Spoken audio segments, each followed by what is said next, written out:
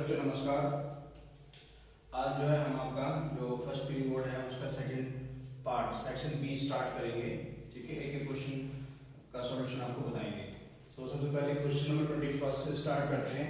Question number 21 is prove that 10 half sine inverse 3/4 equals to 4 minus root 7 divided by 3। ये हमें prove करना है। ठीक है, तो ऐसे पार्ट्स में, ऐसे क्वेश्चंस में हमेशा जो है लेफ्ट हैंड साइड को राइट हैंड साइड प्रूव किया जाता है। तो लेफ्ट हैंड साइड क्या है आपका, ये है। और लेफ्ट हैंड साइड में जो है सबसे पहले आप यहाँ से राइट से स्टार्ट करते हैं, यहाँ से। ठीक है, तो यहाँ पे क्या करेंगे, इसको पुट कर लेंगे, इसको इस टर्म को पुट कर लेंगे आप। Put 10 sine inverse 3/4 equals to theta. ठीक है, इसको हम कैसे लिखते हैं, 3/4 इक्वल्स टू साइन थीटा, ऐसे करके लिखा जा सकता है। ओके, आप साइन थीटा को क्या करेंगे, कॉस में कन्वर्ट कर लेंगे। तो कॉस किसके बराबर होता है, यहाँ पे 3/4 इक्वल्स टू कॉस को हम लिख सकते हैं 1 माइनस कॉस स्क्वायर थीटा। तो इसको सॉल्व करेंगे, स्क्वायरिंग बोथ साइड 9/16 हो जाएगा। 1 minus cos square theta, cos square theta किसके बराबर होगा, ये इसको इधर लेके जाएंगे, इसको इधर ले आएंगे। 1 माइनस 9/16। ठीक है, इट विल बी 16 माइनस 9/16। कहने का मतलब कितना हो गया, ये 7/16 हो गया। तो cos थीटा जो है वो हो जाएगा आपका प्लस माइनस रूट 7/16। कहने का मतलब प्लस माइनस रूट 7/4 ये हो जाएगा। अब इसमें नोट करने वाली बात ये है कि हम नेगेटिव साइन लेंगे या पॉजिटिव साइन लेंगे।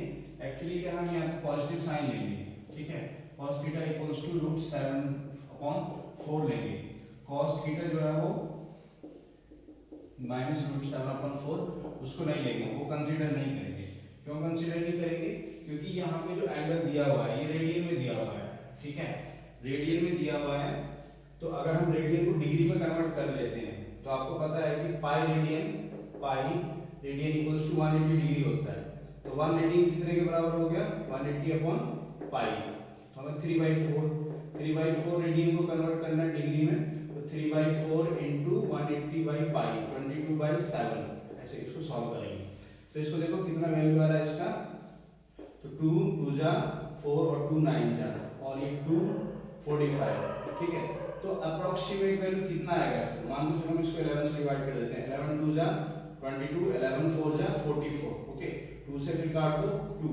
तो कहने का मतलब है कि ये जो है 3 इंटू 2 इंटू 7, ये जो है कितना हो गया, 7 42 हो गया।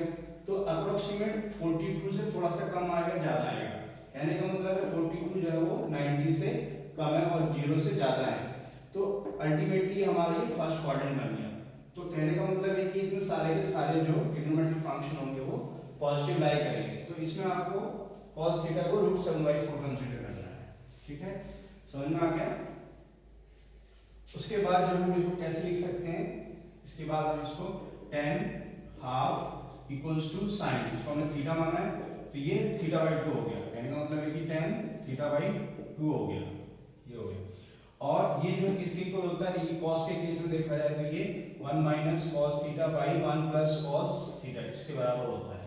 ठीक है, हम इसको प्रूव भी कर सकते हैं कि ये tan थीटा के बराबर क्यों होता है। देखिए यहाँ पे कि ये जो है 1 माइनस cos θ 2 sin स्क्वायर θ 2 के बराबर होता है, और ये वाला जो है 2 cos स्क्वायर θ 2 के बराबर होता है। तो इसको कैंसिल करेंगे यहाँ पे, तो ये ultimately square root of sin square theta it will be sin θ/2 and cos θ/2। ठीक है, तो अल्टीमेटली कितना हो जाएगा, tan θ/2। ठीक है, कहने का मतलब ये है कि हम इसको जो है ऐसे करके लिख सकते हैं। ठीक है, तो ये हमें प्रूव नहीं करके दिखाना है, मैंने आपको बताया है कि क्यों होता है ऐसे। अब क्या करेंगे, यहाँ वैल्यू सब्स्टिट्यूट कर देंगे यहाँ पे। So tan θ/2 equals to root 1 minus cos theta. cos theta कितना है, √7/4 है, और ये 1 प्लस √7/4 है, √7/4 है। ठीक है, इसको सिंप्लीफाई करेंगे तो ये जो है एलसीएम लेंगे तो 4 इधर आएगा, 4 माइनस √7/4 प्लस √7 ये आ जाएगा। अब इसको रेशनलाइज कर देंगे, 4 माइनस √7 हो गया, और ये 4 माइनस √7 हो जाएगा। ठीक है, देख रहे हैं कि दोनों टर्म सेम है, तो इसको हम कैसे लिख सकते हैं, स्क्वायर की फॉर्म में लिख सकते हैं 4 माइनस रूट 7 स्क्वायर, और यहाँ पे आपका a प्लस बी और a माइनस बी, मतलब कि a square minus B square, मतलब कि 4 स्क्वायर माइनस रूट 7 स्क्वायर, ऐसे करके लिखा जाएगा। ठीक है, ऐसे कर लिखने के बाद जो है आप देखेंगे कि स्क्वायर रूट है और ये यहाँ पे स्क्वायर है, तो क्या करेंगे इसको यहाँ पे, इसको ये 4 माइनस रूट 7 हो जाएगा, और यहाँ से ये क्या बचेगा, यहाँ से ये 16 और ये माइनस 7 हो जाएगा, मतलब कि 9 बचेगा, और 9 का स्क्वायर रूट कितना होता है 3, तो यहाँ पे 3 आ जाएगा। कहने का मतलब है कि अल्टीमेटली जो है वो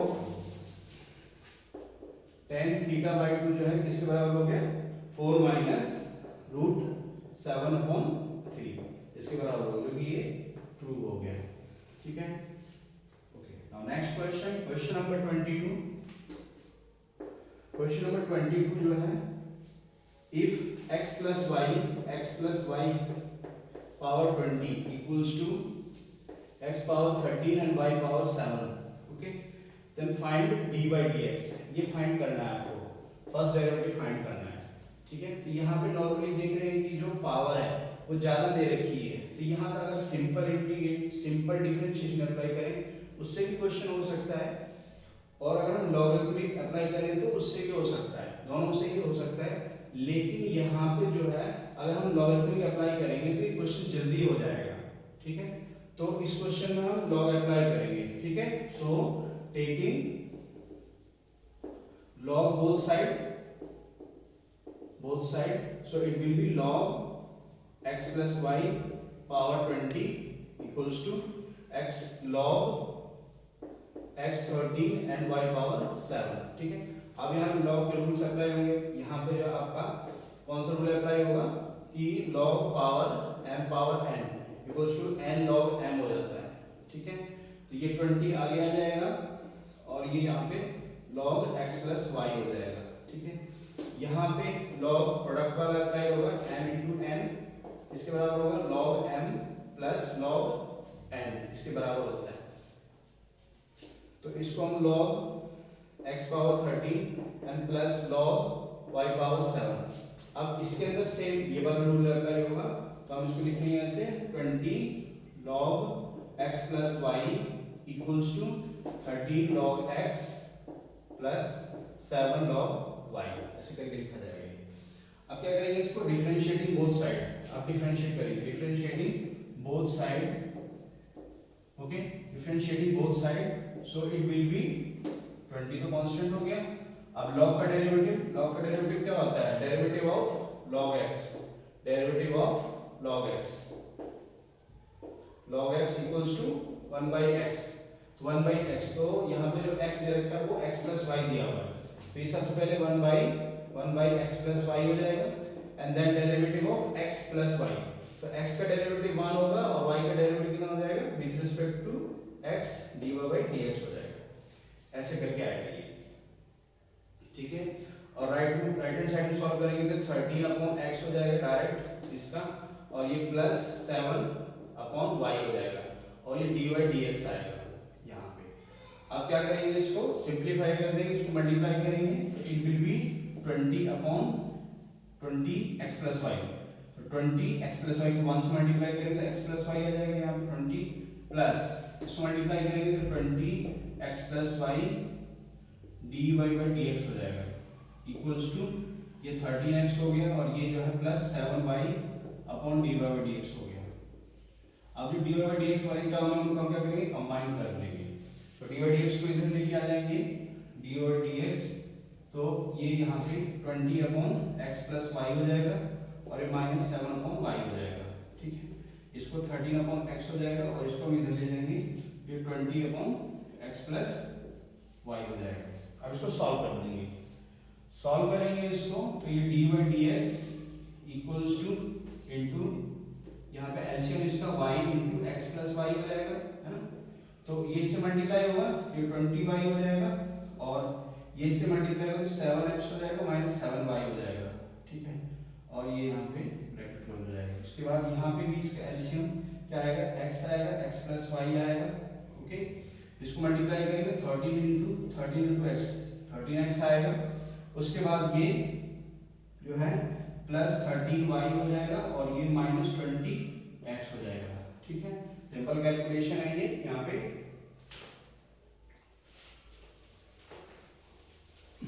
उसके बाद जो है सॉल्व करने के बाद इसको हम सिंप्लीफाई कर लेंगे, तो it will B D by D x 20y और 7 में कितना 13 बच गया, 13 y minus 7x, okay, by y into X plus Y, इधर ये बच जाएगा। ओके, इधर क्या बचेगा 13x और 20x है, तो 13 माइनस 7x बच जाएगा, तो ये आ जाएगा 13y और minus 7x divided by x upon x plus Y. ठीक है, तो देख रहे हैं कि ये टर्म दोनों सेम है, कट जाएगी। ठीक है, ये भी सेम है, ये भी कट जाएंगी, मतलब कि x रह जाएगा। ठीक है, तो ये टर्म कट जाएगी, तो dy dx कितना हो गया, dy dx जो है ये y इधर आ जाएगा, y अपॉन x इसका सही आंसर होगा। इस तरह से इसको सिंप्लीफाई करना है। Okay, now next is question number 23rd is if cos दिया हुआ है cos x power y equals to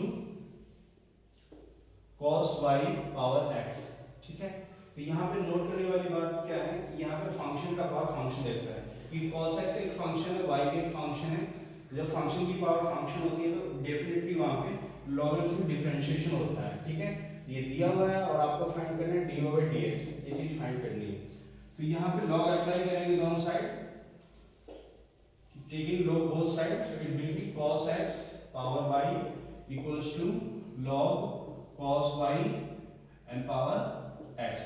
तब सबसे रूल पहला रूल यहाँ पे कौन सा अप्लाई हुआ, ये वाला रूल अप्लाई हुआ यहाँ पे m पावर n वाला। ठीक है, तो ये आपका y log cos x equals to x log cos y ऐसे करके लिखा जाएगा।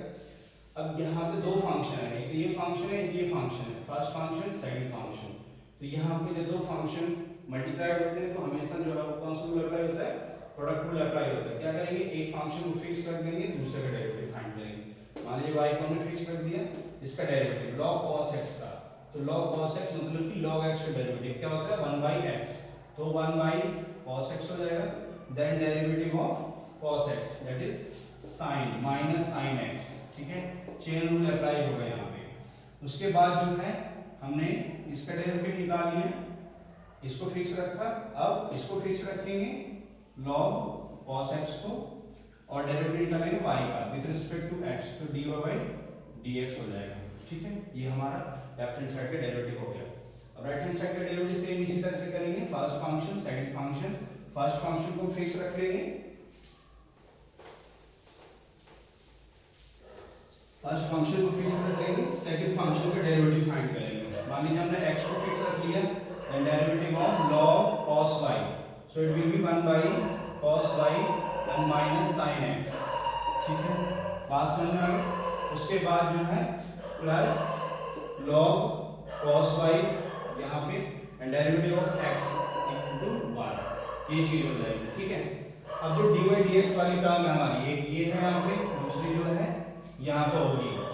ठीक है, x बाई cos y, ये आपको y आएगा, y आएगा और साथ में dy dx आएगा। ठीक है, ये चीज है, तो इसका डेरिवेटिव ये हो जाएगा। तो क्या करेंगे, इसको जो dy dx वाली टर्म है उसको हम कंबाइन कर लेंगे।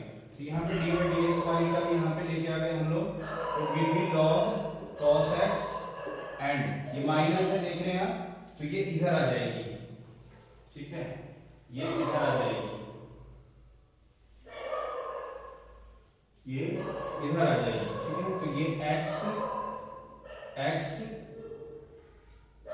प्लस x cos y और sin y, मतलब कि ये tan x हो जाएगा, x इंटू tan y हो जाएगा, ये चीज हो जाएगी। इसी तरह से जो है इसको सॉल्व करेंगे यहाँ पे इक्वल्स टू ये log cos x हो जाएगा यहाँ पे, और इसको हम इधर लेके जाएंगे, तो ये माइनस है तो उधर जाके प्लस हो जाएगा, ये तो प्लस y tan x, ये चीज हो जाएगी।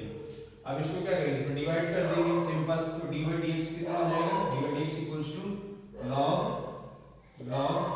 cos x cos x plus y tan x divided by log cos x and plus x tan y।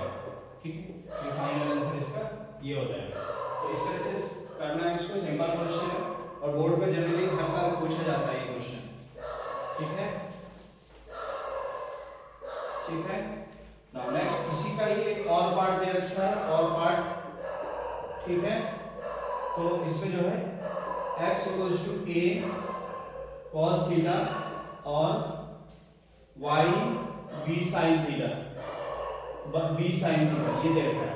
तो आपको क्या फाइंड करना है, d double derivative find, d square y dx square find करना है। ठीक है, समझ में आ गया? तो सबसे पहले क्या करेंगे, इसका सिंगल डेरिवेटिव फाइंड करेंगे, उसके बाद जो है इसका डबल डेरिवेटिव फाइंड करेंगे।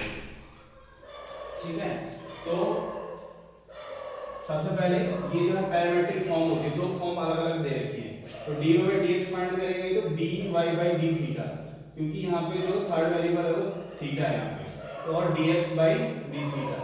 तो dy by d थीटा यहाँ पे इसका डेरिवेटिव कितना हो जाएगा, b sin का cos थीटा हो जाएगा, और ये आपका a माइनस sin थीटा हो जाएगा, मतलब कि माइनस sin थीटा हो जाएगा। तो ये हो गया minus b upon a cot theta, ये हो गया। अब इसका ही डेरिवेटिव फाइंड करेंगे तो डबल डेरिवेटिव आ जाएगा, d square by dx square. ठीक है, समझ में आया सब बच्चों को? तो बहुत ही सिंपल है। तो माइनस b अपॉन a हो गया, और cot थीटा का डेरिवेटिव कितना होता है, cot थीटा का derivative minus cosec square theta ये होता है, और विद रिस्पेक्ट टू हम इसको x कर रहे हैं। ठीक है, और यहाँ पे जो वेरिएबल है वो थीटा है, सो it will B d theta upon dx। समझ में आएगा? अब जो d थीटा बाई dx है, क्या है, d थीटा बाई dx ये वाला है, यहाँ पे ये है, तो इसको यहाँ पे सब्स्टिट्यूट करना पड़ेगा। तो minus b upon a, minus minus plus हो जाएगा, तो it will B b upon a and cosec square theta और d थीटा अपॉन dx। ठीक है, देखो dx अपॉन d थीटा कितना है, माइनस a sin थीटा। ठीक है, सो d theta upon dx find करना है, तो उसको उल्टा कर देंगे, minus 1 upon a sin theta. ठीक है, तो यहाँ पे d थीटा अपॉन dx जो है minus a minus 1 upon a sin theta, ये चीज हो जाएगी। ठीक है, तो फिर से ये क्या हो जाएगा, नेगेटिव हो जाएगा, माइनस b नेगेटिव साइन इधर आ जाएगा, और b a स्क्वायर हो जाएगा, और ये cosec स्क्वायर थीटा है, इसको उल्टा करेंगे तो cosec स्क्वायर थीटा आ जाएगा, तो it will B cosec cube theta. ठीक है, तो फाइनल आंसर आपका ये रहेगा dy by dx स्क्वायर। तो डबल डेरिवेटिव इस तरह से फाइंड करना है। ठीक है बच्चों, now next is question number 24। Question number 24 is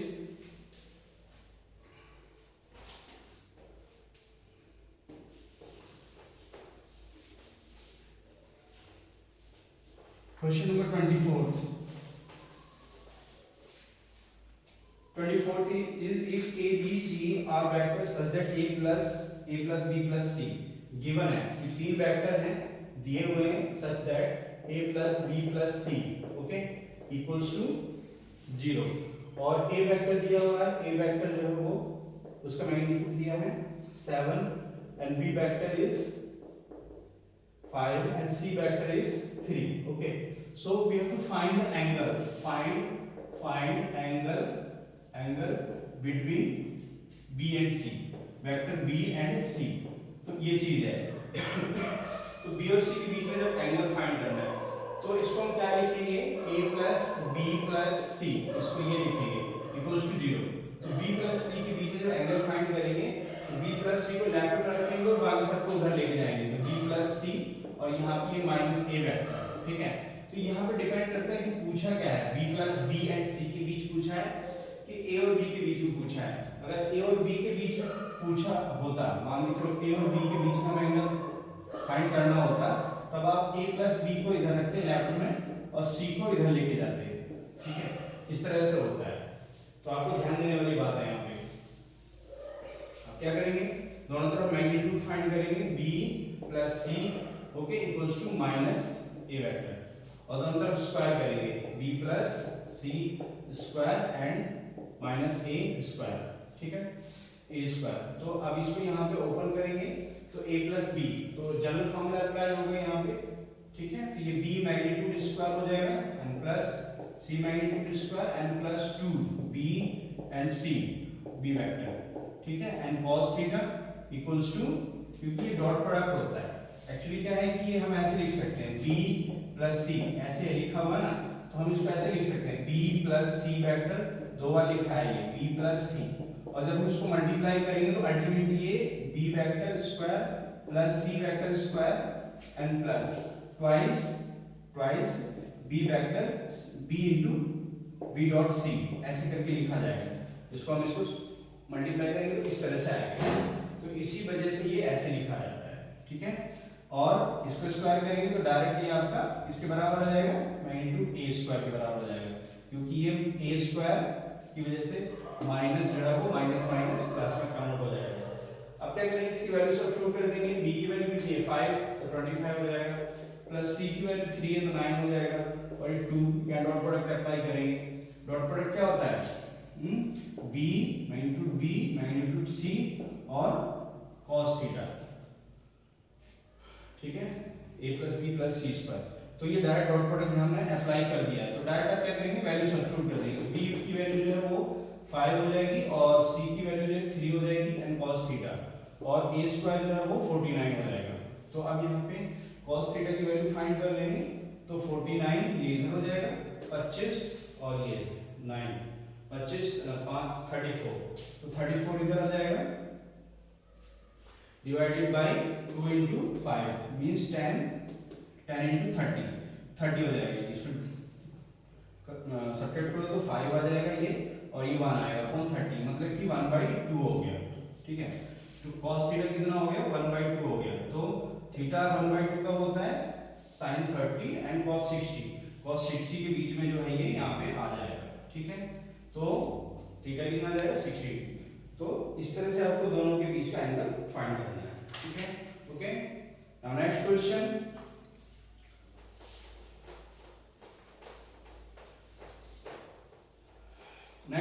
इसी का एक पार्ट है, और पार्ट जो है द स्केलर प्रोडक्ट मतलब डॉट प्रोडक्ट, ठीक है, of the vector a with a unit vector along the sum of the vectors b and c is equals to 1, find the value of p, ठीक है बच्चों।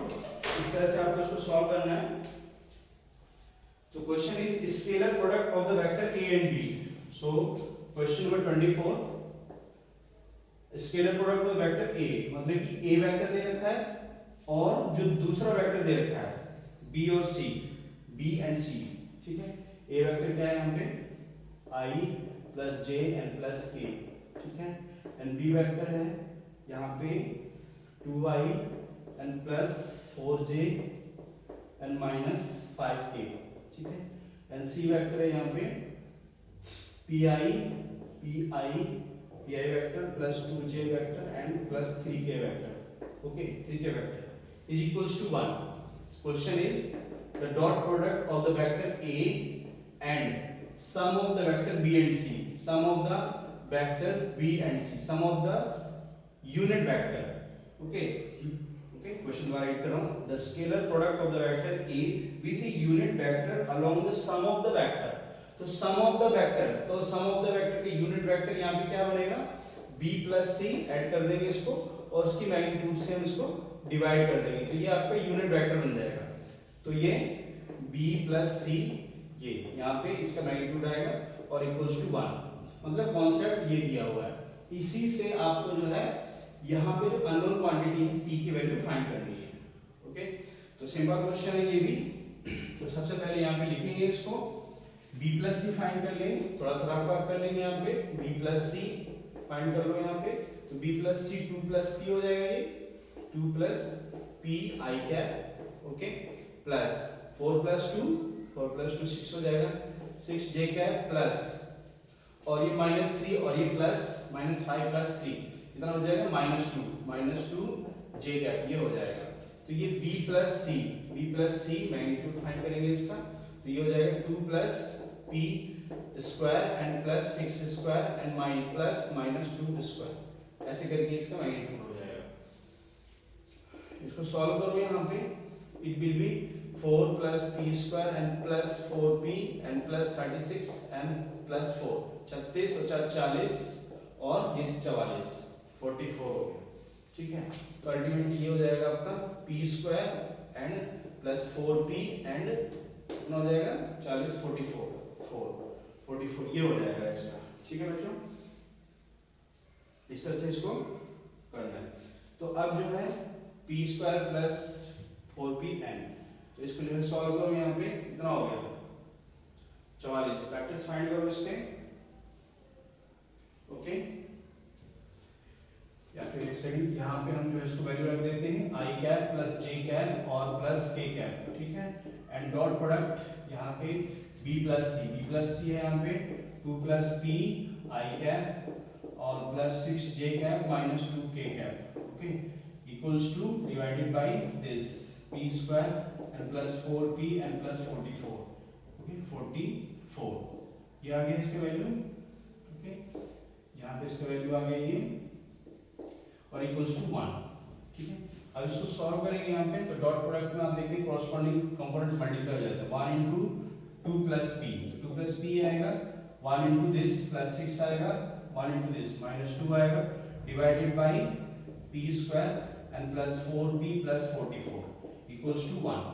Okay, then squaring both side, cross multiply करेंगे, so it will be p plus 6 equals to p square plus 4p and plus 44।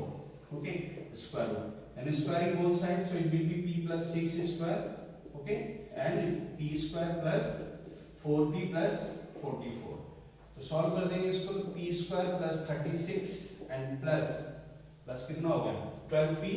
Okay, 12p equals to p square plus 4p and plus 44। तो p square से p square cancel हो गया और यहाँ पे ये solve हो जाएगा।